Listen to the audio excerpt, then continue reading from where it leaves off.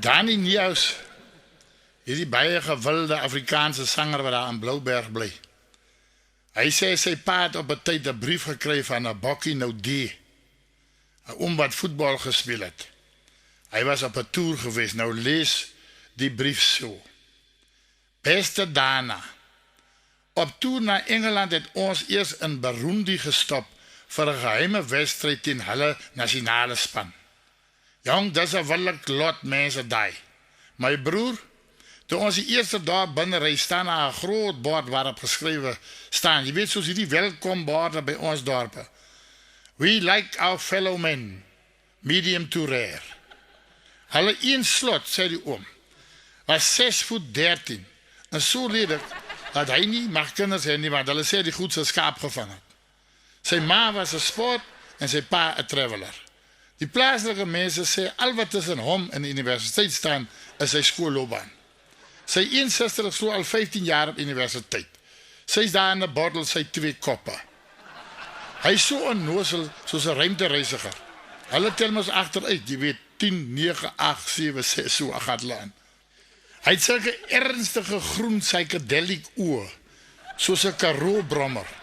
En sy technicale gesig lyk of 'n sware mot aan hom vasgevleer.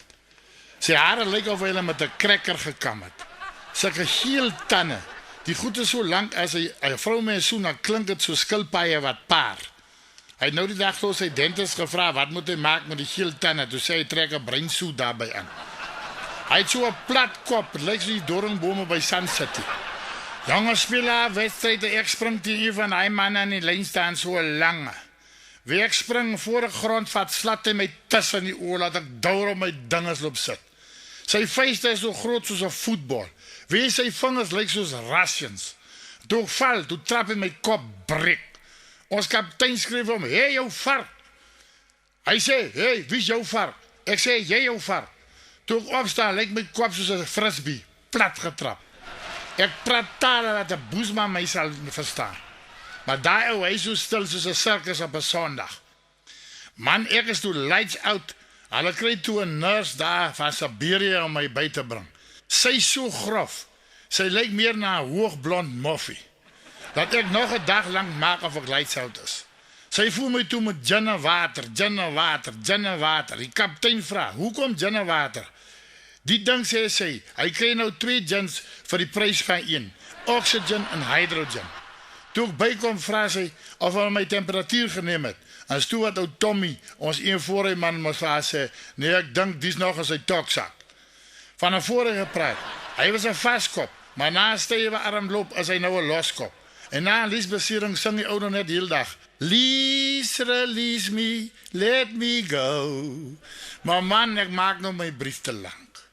Ek wil eintlik vir jou skrywe van die toer in Engeland. Dit was nou grand.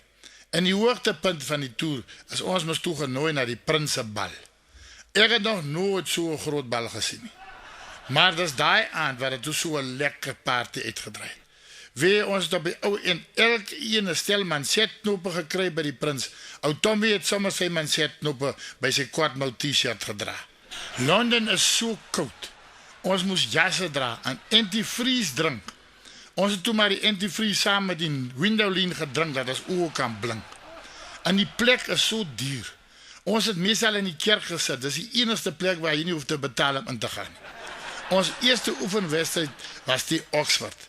Daar was so 'n groot vark wat my getorring het. Hy het so 'n hanggat gehad soos 'n heuningjagter. En so 'n klein koppie soos 'n dowwe kat met so 'n spits neusie soos 'n kwart pond kaas en 'n dun nekkie soos 'n siek tier. Die klein koppie het baie gelyk soos Chester se naam James Small hom getrap het. Maar hy het 2 bobene soos 'n batteryhoender. Sy maat was 38, 34, 36 en sy ander been dieselfde.